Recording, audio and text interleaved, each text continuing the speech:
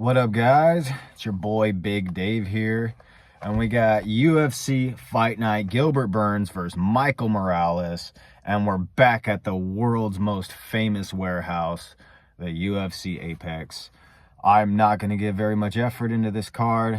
This is not a good one, in my opinion. There could be some good fights, but yeah, I'm not very hyped on this, but I'm going to go through it and give my predictions for every fight, even if I only talk about it for like 10 seconds. So, first fight of the night, Luana Pinheiro versus Tisha Pennington.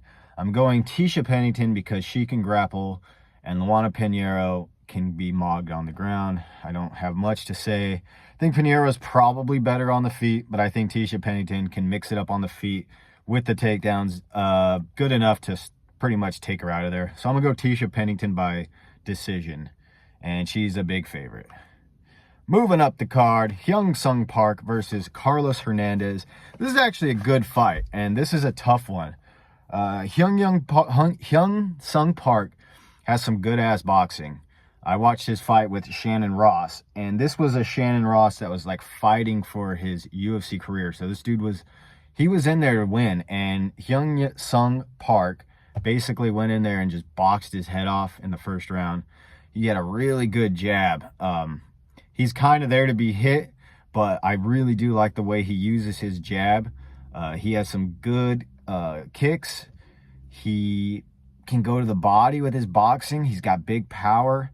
He's very hittable, and that's what I worry about here, because Carlos Hernandez, he's got some smooth boxing on the feet. He's not the most powerful guy, but he's slick. He's got some good feints, and he's crafty. And I think his biggest downfall has been the wrestling. And when guys mix it up on him, that's when he struggles. And Hyun Sung Park will do that. He will get on top, and he will take top position. So for that reason, I'm going to go Hyun Sung Park. I'm going to go by decision. I don't think he finishes Carlos Hernandez, and I think Carlos Hernandez, he might win this one, to be honest. I think he should have the speed advantage, but I think the fact that Hyun Sung Park, I think when he gets in a little bit of trouble, he will instigate the clinch, and I think he's going to be a little stronger. So I'm going to go Hyun Sung Park by decision, and he is a minus 190 favorite, and Carlos Hernandez can be had for plus 155. So not a bad underdog, in my opinion. Moving up, we got Denise Gomes versus Elise Reed. Yeah, I mean, this should be a decent fight. I think Denise Gomes is going to knock out Elise Reed. I think Elise Reed's underrated on the feet, but I don't think she has that next level athleticism to keep up with someone like Denise. You know, she was running into some problems with her fight against Jessica Penne. And Jessica Penne, you know, she fights every now and then. She's not really in it 100%. And I just think Denise Gomes, she's hot right now. She's got good power. She's very strong. She's explosive. She's not like super technical, but she's not sloppy in any regard. Well, I shouldn't say that, but she's not bad. And so I'm going to go Denise Gomes. I think she TKOs Elise Reed probably in the first round. Denise Gomes is a minus 500 favorite, and Elise Reed is a plus 380 underdog. Moving up the card, Luana Santos versus Taina Lisboa. Didn't do any research on this fight, so I'm going to skip it. Moving up the card, Connor Matthews versus Yadir Del Valle. This is interesting because Connor Matthews has pretty much not had any success in the UFC. You know, he's been finished twice. He does have good skills, but he's never really beat a top-level fighter.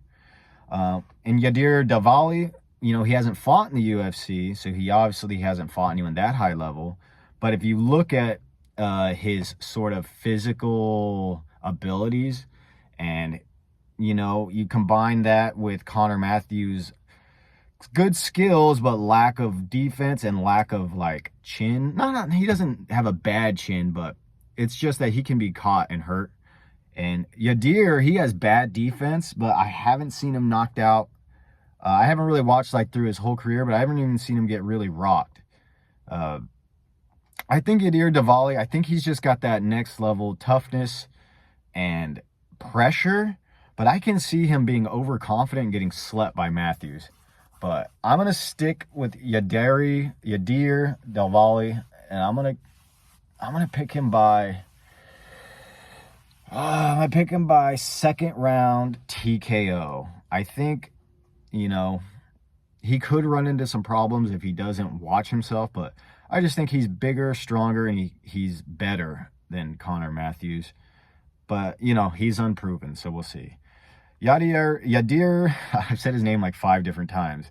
Del Valle can be had for minus 420 favorite, and Connor Matthews is the plus 320 underdog. So, there you go. Moving up, Jared Gordon versus Thiago Moises. I'm going to be quick on this one. I think Jared Gordon is at a big physical disadvantage in almost every single fight. But what he lacks in that, he makes up for in fight IQ, really solid boxing, really good pressure, and great cardio. Thiago Moises is a physical specimen. He's a big, strong guy, but he's a little stiff. He's a little robotic. He doesn't have the best power, and his cardio isn't the best when he's not in control. This is a pick'em, in my opinion. I think Jared Gordon could just put hands on Thiago Moises, but also Thiago Moises has the athleticism to just circle along the cage, draw Jared Gordon into counter strikes and counter takedowns. You just wonder, is he going to be able to do that for 3 rounds, or is he going to be able to finish Jared Gordon? And if not, is he going to get eventually overwhelmed by Jared Gordon just spamming pressure, spamming boxing combinations, and pushing him against the cage and just trying to work him? So this is a pick'em. My mind is saying Jared Gordon, but it's just so tough for me to pick him. He can just be out athleticismed. But I'm going to trust Jared Gordon. I'm going to go close decision. Yeah, I can see Moises wiping him out, but I'm going to go Jared Gordon by close decision. And Jared Gordon, and it's a pick'em. They're both minus 110. So yeah, exactly. Odds makers know this shit could go either way. But I'm going to side with Jared Gordon. And I used to talk to him back in the day, like 8 years ago now. So I don't even think he remembers me. But Jared Gordon by decision. Moving up, we got Mateus Camilo versus Gabe Green. I was gonna do a big breakdown on this, but the thing is I don't try to even try to break down fighters from the regional scene, because sometimes they're just not fighting people with either with their level of athleticism or with good game plans, So it's hard to see what happens if someone comes there with, not the best style, maybe not the biggest, maybe not the strongest, but with toughness and with a well-rounded attack, and with the kind of physical attributes that get you to the UFC. So Mateus Camilo, he's well-rounded. He can fight on the outside. He has some good kickboxing. He has some decent grappling. He's not just going to get mogged on the ground. He's got some submission ability. He's just a tough guy. And we got Gabe Green, who's more of a boxer, kickboxer, lots of output, high output, not the biggest power, not the fastest, not the hardest, not the hardest guy to take down, not the hardest guy to hurt. But, he's consistent and he's game and he is tough. He went in there with D-Rod on one of his, I think it was his first fight in the UFC on short notice.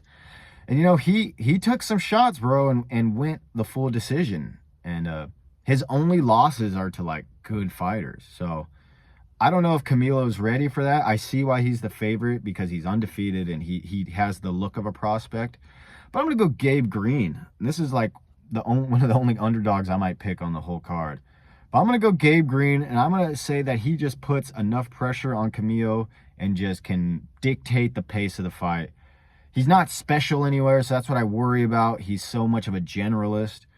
But I'm going to trust him to be able to work through this. I think he's fought some high-level guys, and I don't know if Camilo is there yet. So I'm going to go Gabe Green. I'm going to go by decision. Gabe Green is the plus 145 underdog, and Mateus Camilo is the minus 175 favorite. So yeah, first underdog. Moving up, we got Julian Erosa versus Melquizael Costa. Julian Erosa, big, tall for the division, pressure, good power, good boxing, offense.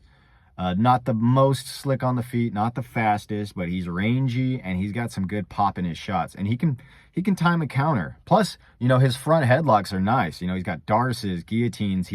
He's dangerous from the front headlock. Orthodox fighter as well. That'll come into play because Melquizael Costa, God, that name's hard. Melky Costa, southpaw, outside striker, well-rounded guy. He has a good pullback counter left hand like McGregor. He's got some good left kicks. He's got some good footwork. This basically just becomes Costa's never really KO'd anyone good with a one shot. And when he has pressure put on him like Steve Garcia did, who's very similar to Julian Erosa, very similar, not as patient, not as calm, but he's also a finisher who can be finished himself. You wonder if Julian Erosa can survive the first round. Can he just beat the shit out of Costa down the road and break him?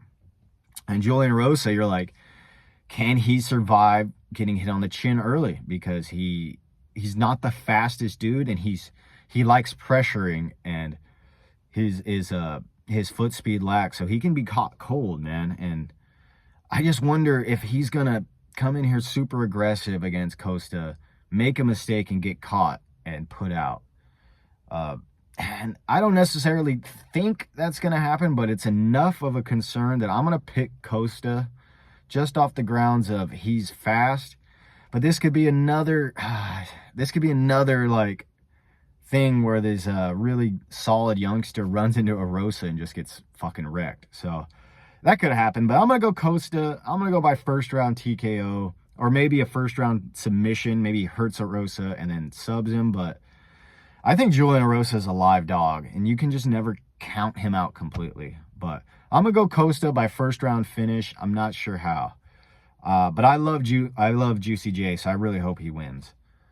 Costa is the -220 favorite. Julian Erosa is the +180 underdog. Moving up, we got Nursultan Ruzaboyev versus Dustin Stoltzfus. Ruzaboyev is a big, giant dude for the division. He's like 6'5". He looks a lot better at middleweight than he does welterweight. Welterweight, he looked drawn out and skinny and kind of slow. And at middleweight, he's still slow, but at least he's got some more oomph in his shots. But the problem is he doesn't know how to jab. His whole style is try to time you with a big right hook or a big uppercut. Just watch his fights. He spams it over and over, hardly uses his left hook. And whereas Dustin Stoltzfus, he's very slow. He has good pressure and he has good grappling, but his defense is not great. He's got good power. His grappling is nasty. If he can get on top of you, he's a motherfucker. He showed in his last fight too that he can go out there and just put it on people. He beat the hell out of Marc-Andre Barrios and just slept him in the first round. But he's running up against someone who's taller and who hits harder, and he seems to have a pretty good chin. He's not as crafty as Stoltzfus, but I just think Stoltzfus leaves himself there to be countered. And I think Ruzaboyev is going to hit him with a right hand and is going to hurt him and is going to find the finish. And I like Stoltzfus, and I hope he can pull through here, but the speed is very troublesome. So I'm going to go Nursultan Ruzaboyev. I'm going to go by first round TKO. Nursultan Ruzaboyev is the -285 favorite, and Dustin Stoltzfus is the +225 underdog. Now, the rest of these fights, or two of these fights, I forgot to get odds on, so sorry. Sadiq Yusuff versus Marion Santos. Sadiq Yusuff hasn't fought in a while. You know, he had that fight with Diego Lopez and got kind of wiped out. And it's been a minute, you know. He was focused on, he's got his YouTube channel. He was focused on trying to get in movies and stuff. So I'm hoping that he's been focusing on fighting, because Marion Santos, he's not the guy that everyone thought he was, but he's still dangerous, you know. But he's kind of low output. He looks for his perfect shot. He got scared off in his last fight because he got hurt, and I think that kind of changed his whole game. But Sadiq Yusuff can be knocked out, and he can be hurt. You know, he's been stunned quite a few times in the UFC, and I worry about that. I worry about his ability to take a shot. But I'm going to trust in his veteran ability to be able to get the decision over Marion Santos. I don't have a whole lot of reason, but I just trust Sodiq Yusuff more than I trust Santos at this point. And I don't think he's going to get wiped out. I don't think Marion's going to be able to knock him out, but he's a favorite for a reason. So, yeah, I'm going for another underdog. I'm going Sodiq Yusuff by decision. And Marion Santos is the favorite. So, moving up, Paul Craig versus Rodolfo Bellato. This is a weird fight because Bellato, again, the speed thing, very slow on the feet. Good pressure, bad striking defense, but big power and great top control and great ground and pound. Paul Craig likes to fight on the outside, likes to throw kicks, doesn't have the best boxing, doesn't have the best chin. It's not like he just gets slept by every shot he gets hit with, but he can be put down. And, you know, people have definitely found the mark on him quite a few times. What I worry about for Bellato is if he does get Greg down, he likes to operate from the guard because he's a jiu-jitsu guy. And I wonder if he will run into a Paul Craig submission, which is, we all know Paul Craig's best way to win. My thing with Paul Craig is, if he does get the fight to the ground and he has Bellato in his guard, will this turn into a Charles Oliveira, Paul Felder situation where Bellato just ground and pounds him and negates all the submissions and just finishes Paul Craig? I think in this fight, you have to go Bellato. I think that's logical in that he's a Brazilian Jiu-Jitsu black belt. Maybe he's not the best, but you would think he'd have enough submission savvy to be defended against Paul Craig. And with Paul Craig, you know he's going to throw kicks, but you know he's liable to get finished at any point. But he's just dangerous, man. Paul Craig, he pulls shit from out of nowhere. He's like a magician sometimes. But I'm going to trust Bellato. I think he's going to be able to survive if he goes to the ground with Paul Craig and could possibly even just beat the hell out of him and TKO him. So I'm going to go Bellato. I'm going to go by knockout. And he is a sizable favorite. Moving up to the main event, Gilbert Burns versus Michael Morales. That's just a cool name. Yeah, Gilbert Burns, man, 22-8, older at this point, pushing 40. I think he is 40 or pushing 40. The speed's still there, the power's still there, the durability's still there, but it's not as much, right? Everything is still there, but less.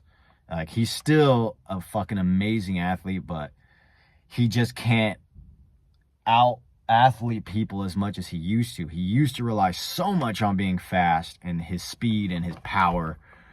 But I think it's coming to an end. And, you know, Michael Morales, he is a good striker. He's got, like, he loves to do things like throw the big right hand, step through to southpaw, and try to throw the right hook. He will use a jab, but it's not like setting things up. And I think he's just young, you know, and I think he's still learning. So I'm not going to hold that against him too much. I feel like he's still learning. He's in that prospect phase. And 17-0, you know, he hasn't had a whole lot of reason to change up. And to be honest, I really would pick Gilbert Burns if he was just a couple of years ago. I would, like 2 years ago, I'm picking Burns in this. I think he's a better fighter. I think he's more slick. I think he has more ways to win. But I think Michael Morales, this is a pure youth pick. He's big as fuck. He's young. He's confident. He seems to have a pretty damn good chin. He seems to have some good wrestling defense. I just worry about him in a 5-round fight, but I have a feeling Gilbert Burns isn't going to be able to dominate him or be able to even push him enough to where I'm going to worry about Morales' cardio. Again, I think Burns is a better fighter. Well, he's more well-rounded. He's more technical. He has more skill. He's faster, in my opinion. But I think Michael Morales is just too big. And I think even if Gilbert Burns looks good and makes Michael Morales look bad, I think Morales just has that advantage that he's just young and he's still fucking hungry and he doesn't know what he doesn't know. And I think he'll push through any sort of discomfort or pain. I don't think he's the type that's going to break mentally when shit goes bad. So I'm going to go Michael Morales. I'm going to go like a 3rd-round knockout. I think Burns can give a good count of himself like he always does. He's the fucking man, you know what I mean? But I just think his time's come, unfortunately. But Man, if Burns can get one win for the OGs, I'll be so happy. But yeah, I'm going to have to go Michael Morales, and I'm going to go by 3rd round TKO. And Michael Morales is the minus 650 favorite. Gilbert Burns can be had for plus 475. So yeah, if you want to take a chance on Burns, you know, you got some good return on that, but it's just, how are you picking him to win? Do you think he's going to knock out Morales? Or do you think he's going to take him down and submit him? Or do you think he's going to win a 5-round decision? I don't know. These are questions you have to answer. So yeah, anyways guys, that's going to do it for today. And yeah, I'll see you next time. Peace.